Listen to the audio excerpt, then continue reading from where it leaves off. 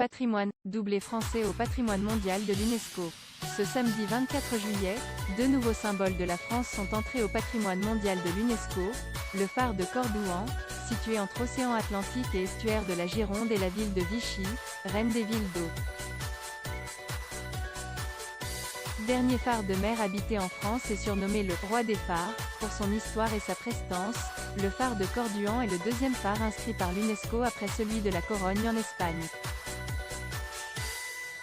Il balise l'entrée du plus grand estuaire d'Europe, aux courants capricieux et rochers piégeux, à 7 km du Verdon-sur-Mer, Gironde, et 10 de Royan, Charente-Maritime. Le phare a été inscrit à l'UNESCO au titre de « bien culturel », en même temps que la ville de Vichy et plusieurs villes d'eau d'Europe pour leur patrimoine en tant que ville thermale.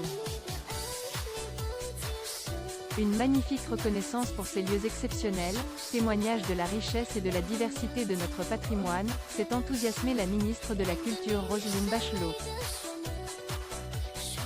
La suite après cette publicité dans une vidéo, la préfète de la région Nouvelle-Aquitaine Fabienne Bussiot s'est réjouie de la reconnaissance de la valeur universelle de ce château-phare. Le maire, LR, de Vichy Frédéric Aguilera a lui salué une décision historique pour sa ville. Le phare est entré à l'inventaire des monuments historiques dès 1862, comme Notre-Dame de Paris. La démarche d'inscription au patrimoine universel de l'UNESCO a été lancée en 2016 avec le soutien de l'État, qui a aussi contribué à la rénovation du bâtiment en 2019, pour un coût total estimé à 2 millions d'euros.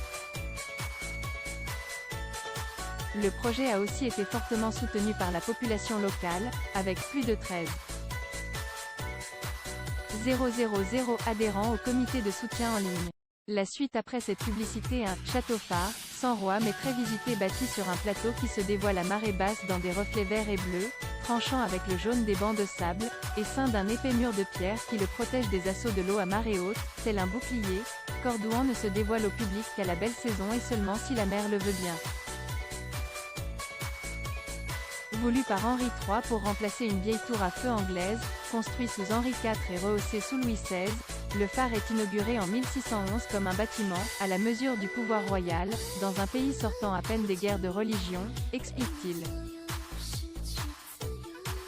Débarqués du bateau à marée basse, les visiteurs, environ 24 000 par an hors crise sanitaire, sont instruits de la riche histoire et la valeur patrimoniale du lieu par des gardiens qui vivent dans ce bâtiment propriété de l'État mais géré par le syndicat mixte pour le développement durable de l'estuaire de la Gironde, SMIDEUST. Une fois franchi le portique à colonnes qui marque l'entrée de cette tour de 67 mètres, avec ses pierres ouvragées et ses mascarons, figures humaines de style grotesque, il y a 301 marches à gravir pour passer de la mer au ciel.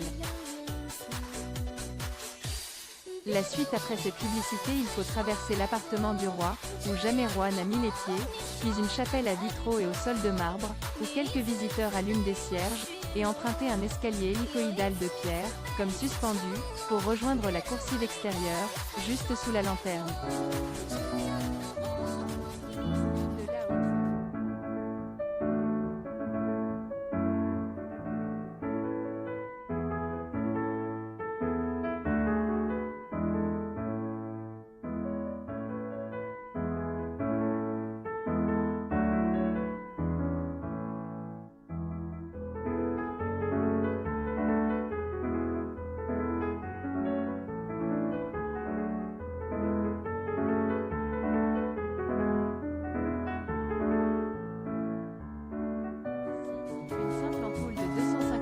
Porte le signal lumineux à 39 km.